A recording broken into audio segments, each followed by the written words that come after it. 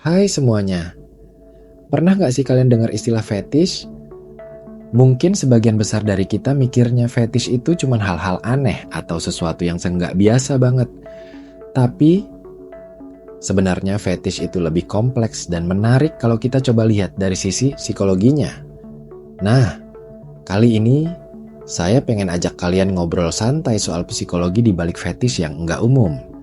Bukan cuma sekadar hal aneh yang kadang bikin orang salah paham, tapi juga kenapa sih manusia bisa punya ketertarikan yang unik-unik seperti itu? Yuk kita kulik bareng-bareng, tapi santai aja, nggak usah terlalu serius.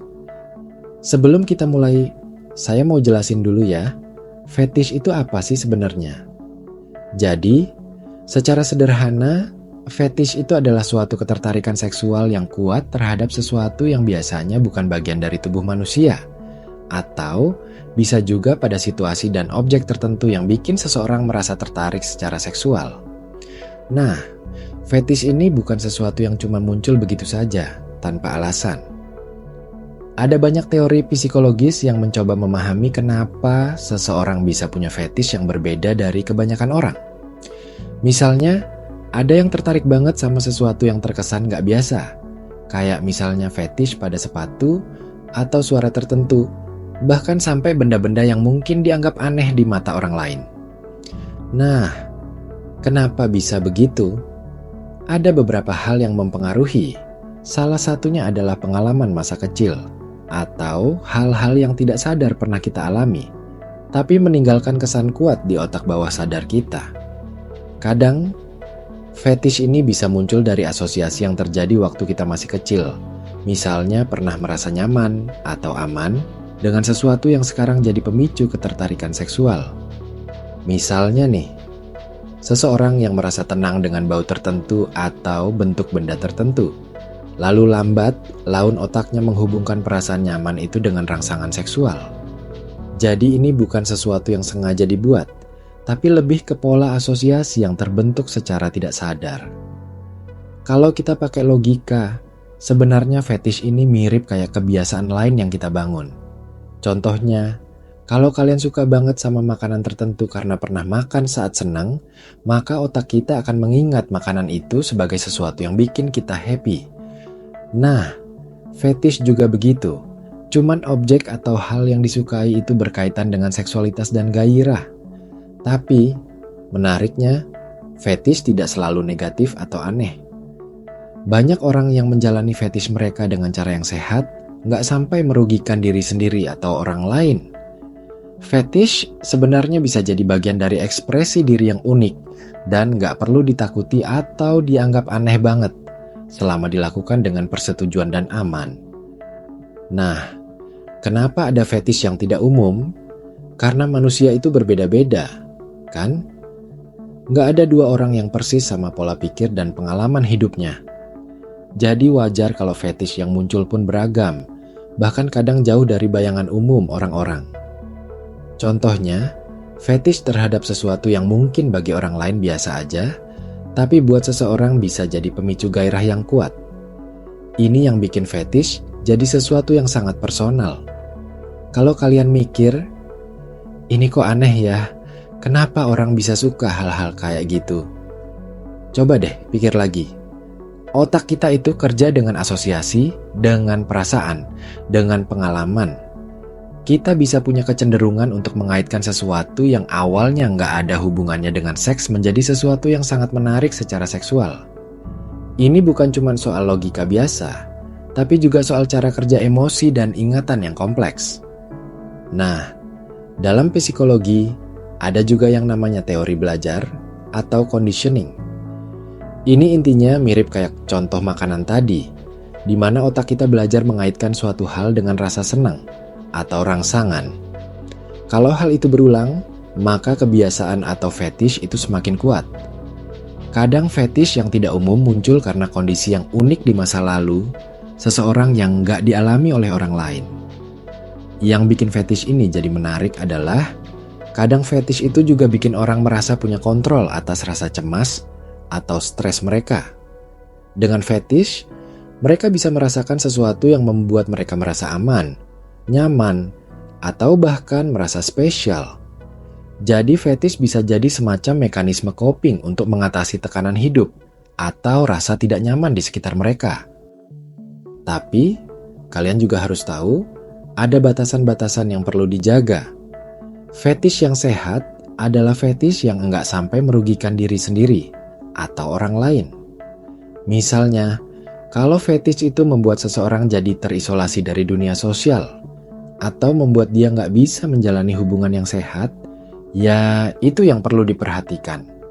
Atau kalau fetish itu membuat seseorang merasa malu, stres, atau konflik batin yang berat, mungkin sudah saatnya untuk mencari bantuan profesional. Saya tahu, topik fetish itu kadang dianggap tabu dan bikin orang nggak nyaman dibahas secara terbuka. Tapi justru dengan ngobrol santai seperti ini, kita bisa mulai memahami bahwa fetish itu bagian dari keberagaman manusia yang harus kita lihat dengan lebih empati dan tanpa judgement. Karena kalau kita terus menutup-nutupi atau menghakimi, ya kita nggak akan bisa belajar dan menerima perbedaan. Sekarang, coba deh kalian pikir, kalau fetish itu hanyalah sebuah bentuk ekspresi unik dari cara otak kita membangun koneksi antara pengalaman, perasaan, dan gairah seksual, kenapa kita harus merasa jijik atau takut? Apa yang membuat fetish jadi sesuatu yang buruk? Bukankah yang penting adalah bagaimana kita menghormati batasan diri dan orang lain? Fetish yang tidak umum itu sebenarnya cerminan dari kerumitan dan kekayaan jiwa manusia. Kadang hal-hal kecil yang tampak sederhana bagi kita bisa jadi sangat berarti dan kuat buat orang lain. Dan justru dari sini kita belajar bahwa manusia itu nggak bisa dipukul rata. Nggak bisa cuma dilihat dari apa yang umum atau populer. Saya yakin kalian juga pernah punya sesuatu yang unik yang kalian suka. Sesuatu yang mungkin orang lain nggak begitu paham. Nah, fetish itu mirip seperti itu, cuma dia berada di ranah seksual dan emosional yang lebih dalam. Jadi nggak usah malu atau bingung kalau kalian menemukan atau punya fetish yang aneh menurut standar umum. Itu wajar dan bagian dari perjalanan mengenal diri sendiri. Selain itu, saya juga mau kasih tahu bahwa fetish itu nggak harus dilihat sebagai sesuatu yang memalukan atau rahasia besar. Kalau kalian punya fetish, kalian punya hak untuk mengekspresikan diri dengan cara yang sehat dan aman. Komunikasi dengan pasangan juga penting supaya semuanya nyaman dan saling mengerti. Kadang fetish juga bisa jadi jalan untuk memperkaya hubungan intim, membuat sesuatu yang monoton jadi lebih berwarna dan menyenangkan. Tapi tentu saja, semua harus dilakukan dengan rasa hormat dan persetujuan dari semua pihak yang terlibat. Terus, kalau kita lihat dari sisi psikologi perkembangan, fetish itu juga bisa berhubungan dengan bagaimana kita belajar tentang seksualitas dan identitas diri sejak dini.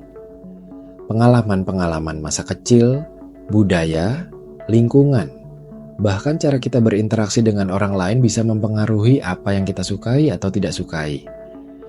Jadi, dengan mengenal fetish dan psikologinya, kita sebenarnya belajar lebih dalam soal diri kita sendiri.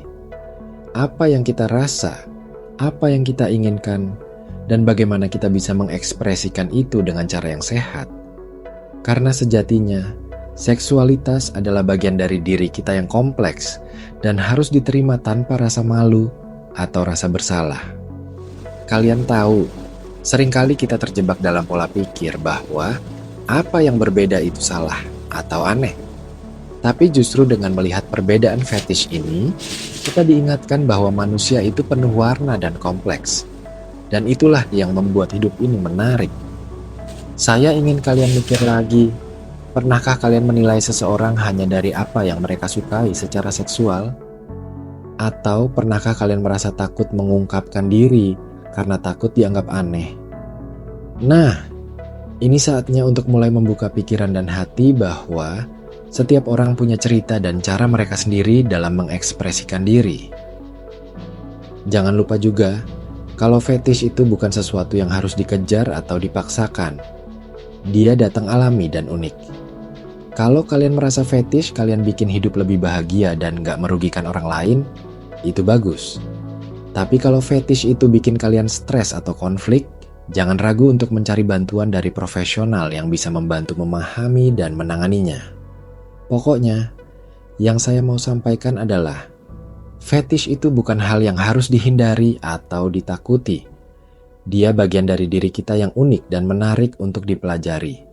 Dengan memahami psikologinya, kita jadi lebih bisa menerima diri sendiri dan orang lain tanpa stigma. Jadi, kalau kalian merasa fetish itu aneh atau nggak biasa, ingatlah bahwa keanehan itu adalah bagian dari keindahan manusia. Dan yang terpenting adalah bagaimana kita menjalani hidup dengan penuh kesadaran dan rasa hormat, baik untuk diri sendiri maupun orang lain.